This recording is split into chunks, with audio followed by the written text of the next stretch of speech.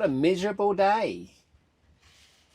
So I'm sitting here in the van. I'm waiting to have lunch. I'm going to Benny's over there, and with two superhumans, Jackie and Matthew, and I'm looking forward to it, but nervous at the same time.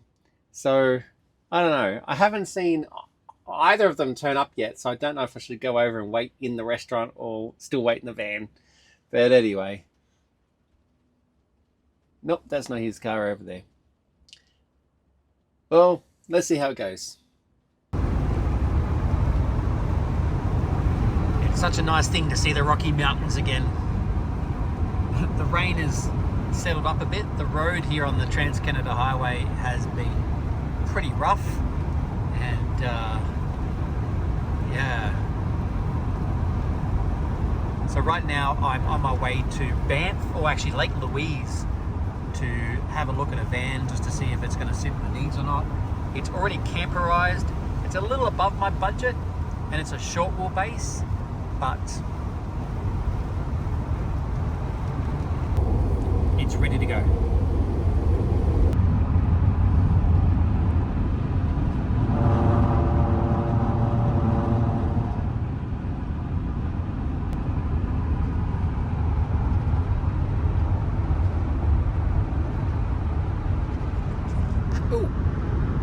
If I'm going to Banff, that means I can try a beaver tail.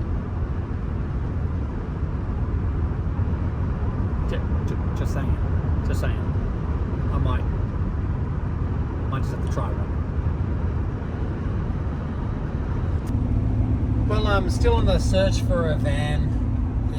I went to one in Banff just now, and look, it's all right. They're asking a bit much, I think. I think from memory they want 14,000 for this thing. That's 2007. It'll need a new windshield, some pretty bad body work going on, like the barn doors on the side don't close, they are bulged out. It's a short wheelbase, and although you know, he claims to be a carpenter, I wouldn't let him anywhere near my house because it was a pretty ordinary job, honestly. So I don't know what the story was there. First year apprentice maybe? I don't know. That's technically a carpenter. Anyway, I'm going to have to write that one off because it was just, I think it's worth about 10 grand. They want something like 14. And it's too big a gap. So I'm back on the hunt for a van. And I've got to find one quick because I'm in a rental and I want to give the rental back. Like I hired a U-Haul van. You know, see, it's a... And this is not bad. It's done me well. But I've got to give it back on Monday. Today's Wednesday, so I've got some time, but it's a bit different here in Canada when you get your car registered. Unlike in Australia where the registration gets sold with the car, it doesn't happen here. The seller takes the plates off, and then you got to go and get it registered. So you have to do it on the spot, where, as you know, like in Australia, you can buy the car today and you've got 14 days to transfer that registration over to you, but you can still drive it in the meantime. So it's a bit stressful. You know, I've put 1,000 kilometers on this rental in 2.5 days or 2 days. So I can't keep driving all over the place trying to find something. It's going to cost me more money in just driving around than it is to see anything. And I'm eager to get going. You know, I was really frustrated because that one was in Banff and I'm now driving back to Calgary. I would have loved to have stayed in Banff, but no. Anyway,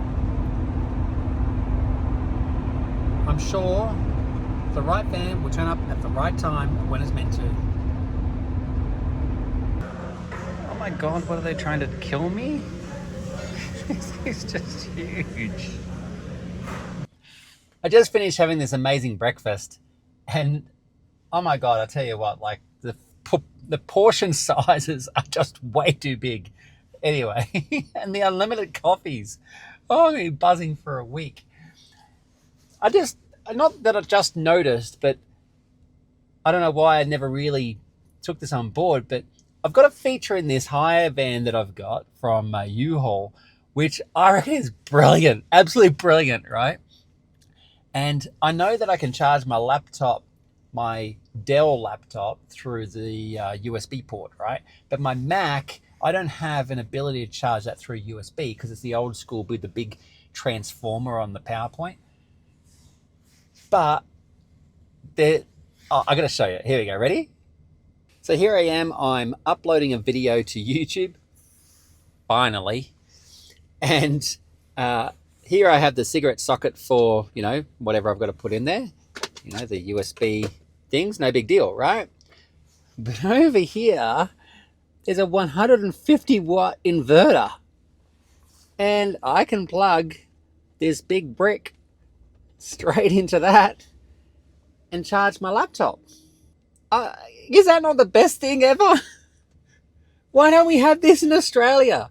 I mean, point it out to me. If there's a car in Australia that has a built-in inverter, now I know that this is not a pure sine wave inverter. I've got that sorted.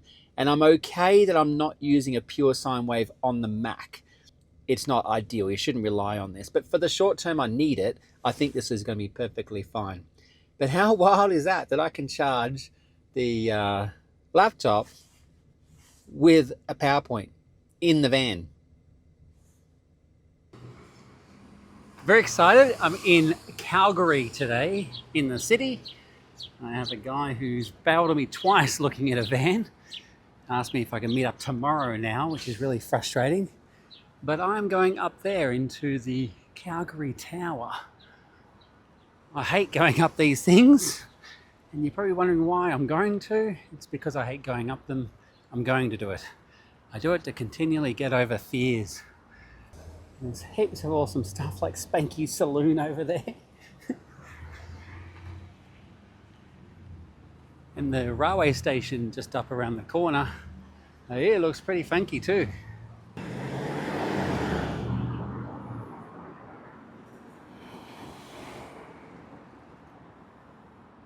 Check that out. You've got little feet, so if you've got high heels, you can walk across the grate.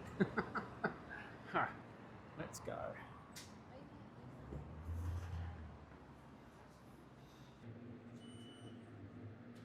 Nice. It's got like a TV to make it look like you're going up the elevator. That's trippy. How cool is that? I'm not sure if that's how far we're going. But it's certainly a lot slower than the one in Melbourne. The one in Melbourne sped through. Almost got sick on the way up, let alone on the way down the free fall. Oh yeah, I don't know if I can do that. Oh shit. Alright. This is brave. I don't know if I can do this. Oh shit. Oh my God. Oh, she's crazy. Look at her. Oh my God. No. That's me done. I can't do it.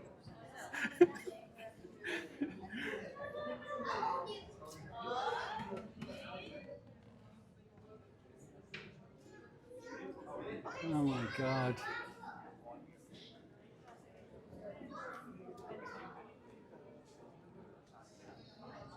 You've got the Rocky Mountains in the background. Do you want me to take a picture of you two? No. You sure? I appreciate it. Right. Thank you. You'll have an album full of ones.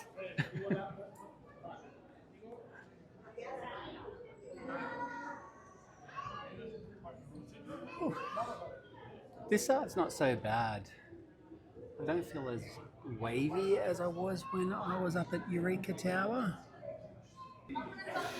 Freezes on me, and I don't know why. Are you getting a picture?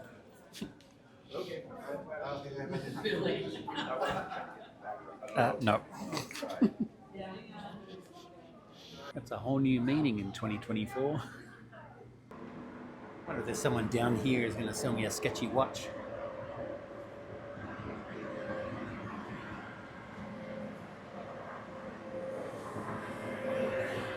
Artwork on the building. Love it. Alright. Let's get back to...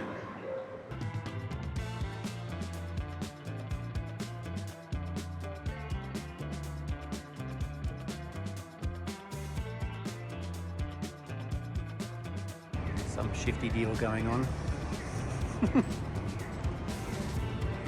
Awesome little place there.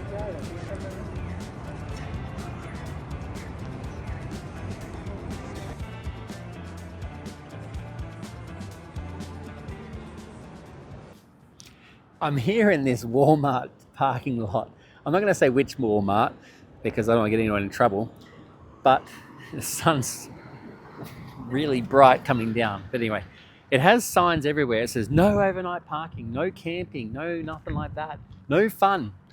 And so I'm not going to stay here. I'm actually coming into Walmart, but I see 1, 2, 3, 4, 5, 6, 7, 8, 9, 10, 11, 12, 13, 14, 14 camper vans all rigged up. Like this one here is all kitted like it is slide outs and everything. There's one over there, well there's my van, but there's one over there where he's got his chairs out, his laundry's half hanging out. I just think it's hilarious. I'm not going to say which Walmart because some of them are really good and let people park, but this one has this sign that says no overnight parking. Whatevs, bro. Whatevs. There is my steed for the week. This is like pretty awesome. Think about it. 20 bucks. Oh, can't hold my phone. There's my keys.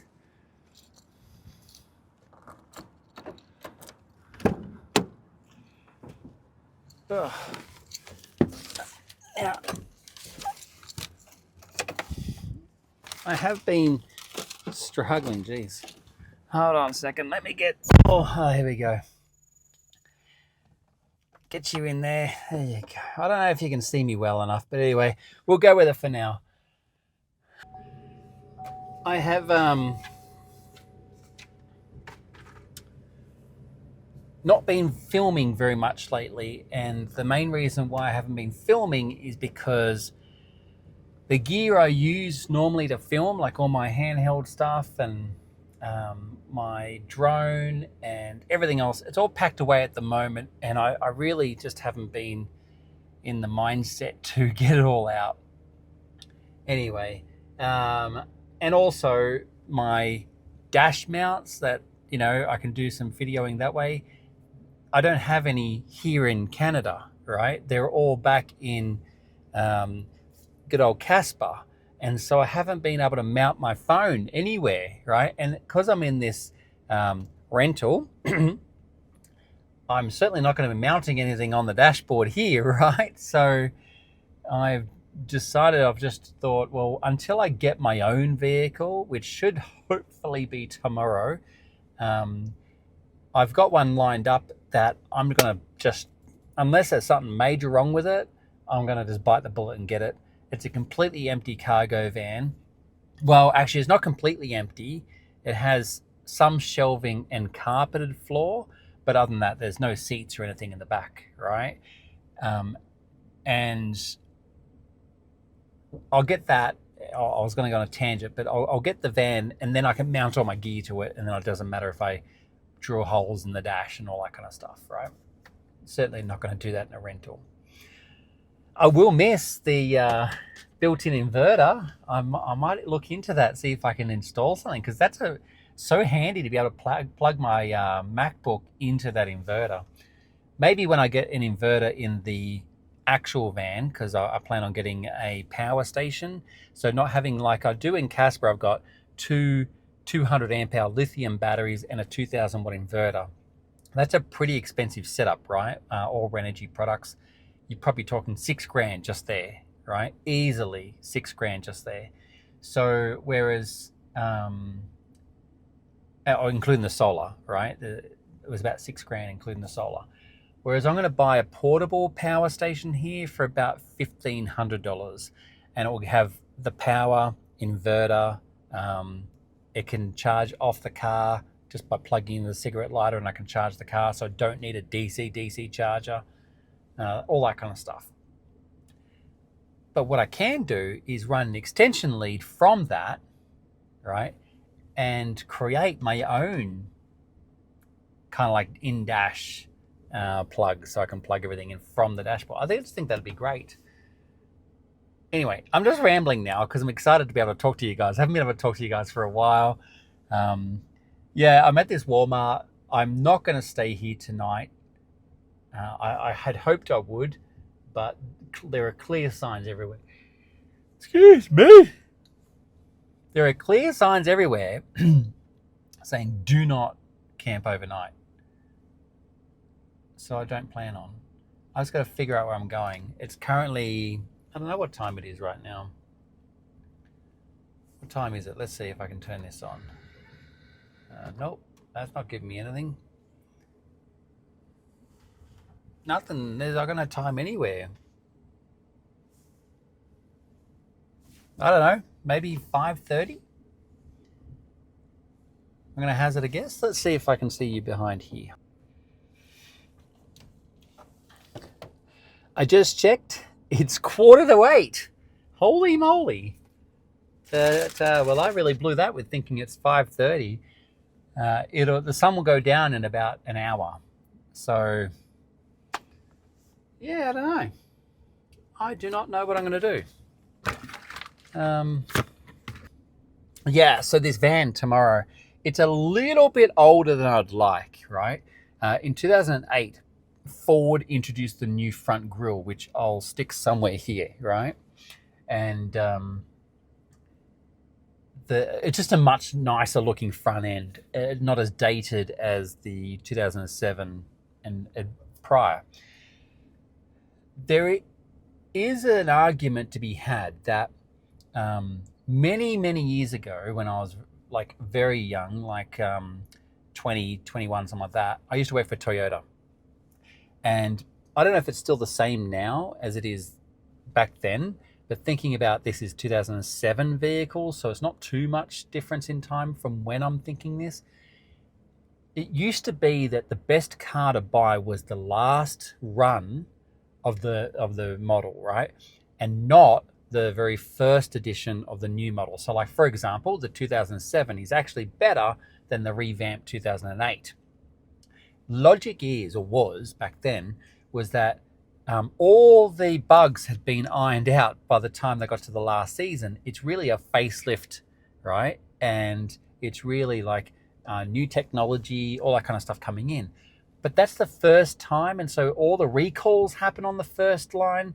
All of the ironing of the bugs happen in the first one. So the 2008 model, I wouldn't touch, right? Just wouldn't touch, because Ford notoriously have heaps of issues with their first runs. Notorious. Toyota had their own problems too, right? Don't get me wrong, but they dealt with them a lot more efficiently, as you will, than Ford did.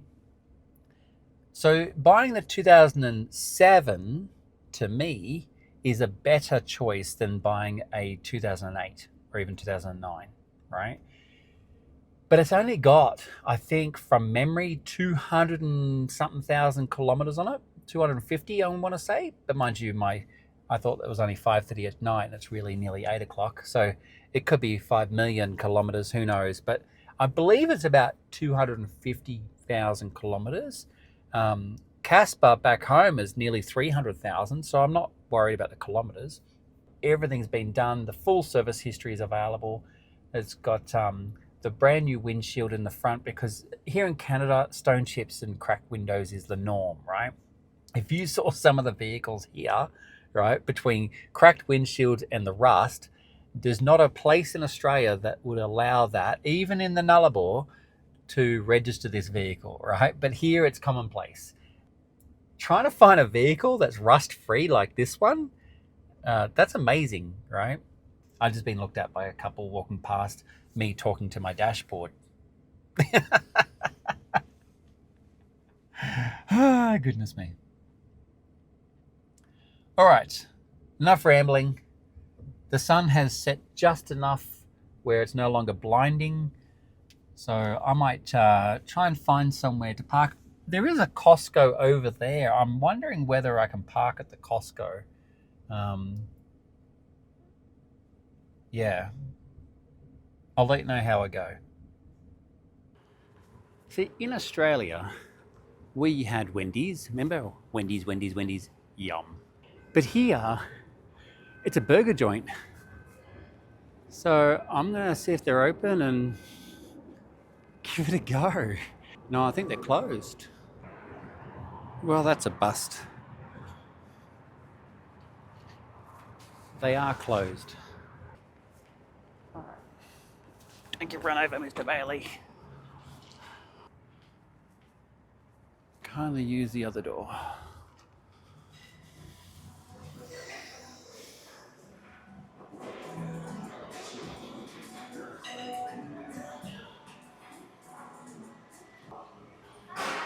Hey, can I, just for one, can I get a booth over near the window?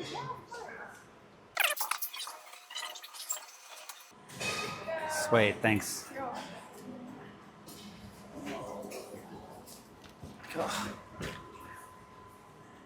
All right, round one. And round two. Remember I was saying that this Walmart doesn't like parking? Well, I'm back. What the heck is that? That's crazy. It's a 3-axle, a tri-axle. Running his generator, he's got everything going right in front of Walmart. I figured, well, why not? If I get a knock on the door, who cares? Just trying to live my life.